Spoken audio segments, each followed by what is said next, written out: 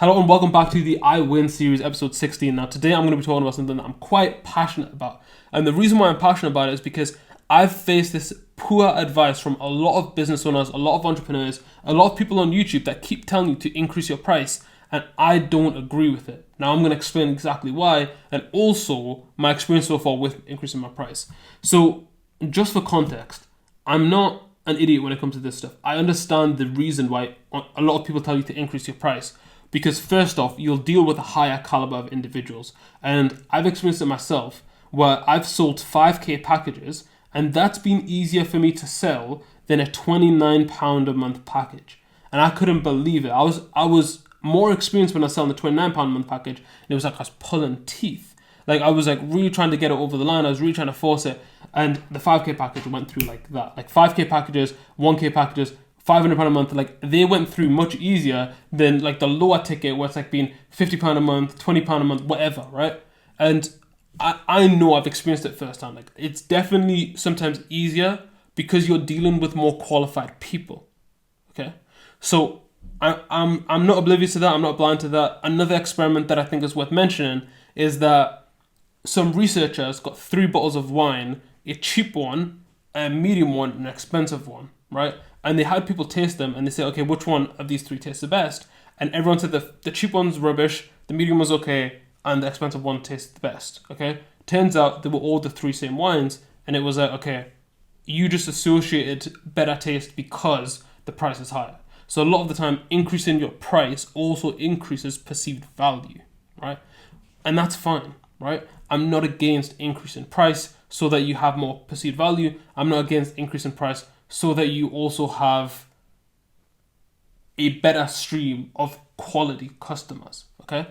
What I am against is when people increase their price and it negatively impacts their PVD, okay? And you're sitting there thinking, what the hell's PVD? It's a term I've made up, which is called price value discrepancy, okay? And it's a really simple equation to figure out what your PVD is.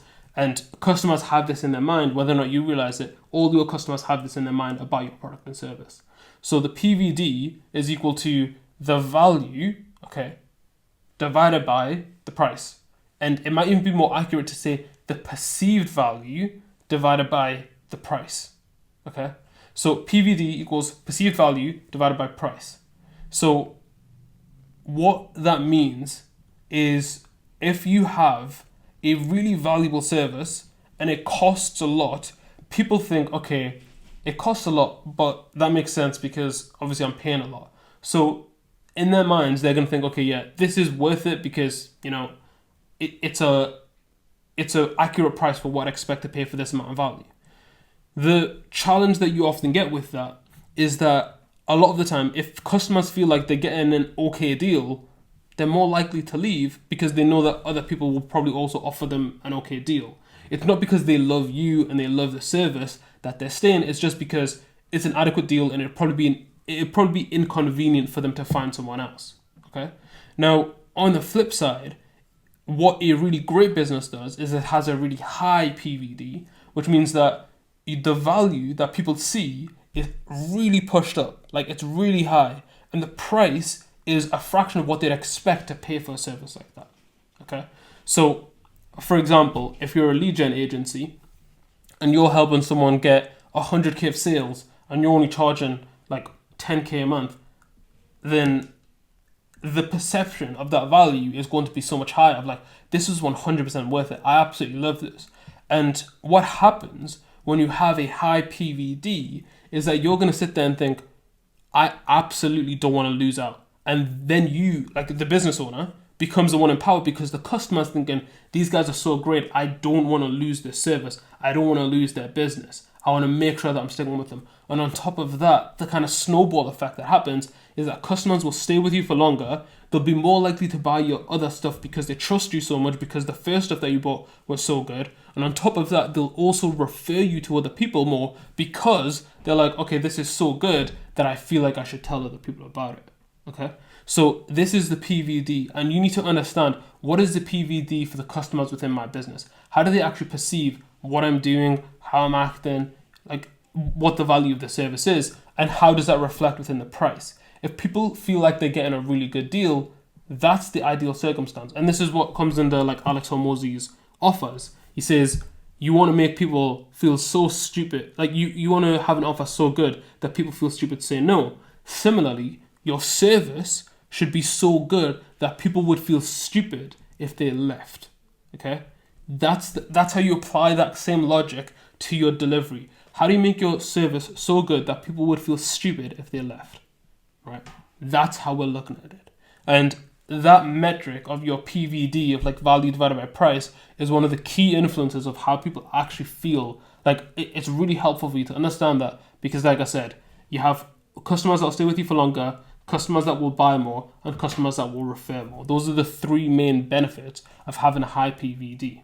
So what I want to kind of get across in like more mathematical terms is like, if you can charge higher, let's say you've got a service which is like, typically it's going to be $1,000 a month, right? And that's it. That's like your average price for it. And you say, I've got a service that costs $1,000 a month. However, right, I'm going to decrease my price to $750 a month and deliver an exceptional service. And then the customers that I have will feel like, okay, you know what it is, they're getting a really good deal and they'll stay with me longer. Great. Like that's how you can actually transfer it. However, there's a big caveat to this.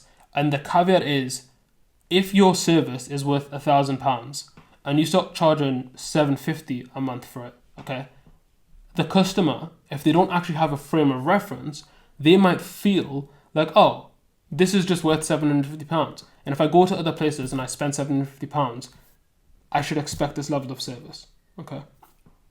This is where you've got to go, you've got to figure out what above and beyond is for your customers, okay? And there's also another technique within this, which is called price anchoring. There's two ways of price anchoring someone that I can tell. Firstly, you just tell them like, oh, typically we charge this much, or typically the industry cost is this, or this is how much you can expect to spend. And you've directly told them this is the price point, okay? Or alternatively, what you do is you deliver such a good service that people can tell that the value of what you offer is so much higher than $750. So for example, I'm part of a network that costs £300 a month, and the price of that network, I believe the value that I receive has been more than that. So I actually feel like I'm getting a good deal. So hopefully that makes sense. Like you either just tell someone like, oh, actually, if you're going to go to a different network that you wanted a similar level of experience, that would cost you £500 a month, okay? Or you just deliver such a good service that people they feel like, oh, I'm actually getting a really good deal off the back of this. So that's how you increase the price value. That's how you price anchor someone. That's what I was trying to say. That's how you price anchor someone. Now, one quick example of the pricing aspect that we've experienced like firsthand is that we kept on getting told that the price of our community is way too cheap. Now, we've got a free community, but we've also got paid community. And the paid community, the amount of value that we provide in there is way above like what we charge. However, what we have been just constantly told over and over again is that increase your price, increase your price, increase your price. And whilst I know that would have a benefit, when we have tried to experiment with increasing our pricing, we've had more no's, which is fine, right? Because you can expect more no's when you get at a higher price. However, the likelihood of people converting has decreased, okay? So it's I can increase my price and I can sell at a higher price. However, at the moment, with our goals, the game is volume, right? It's not primarily to get loads of people in at a higher price. It's to get loads of people in at a reasonable volume. And then once people are in at a reasonable volume, then we can see if we want to upsell them or accelerate them or send them to the next level. But the main goal for now is just get them in for a price and then just slowly kind of like build them up as they also grow and develop their business.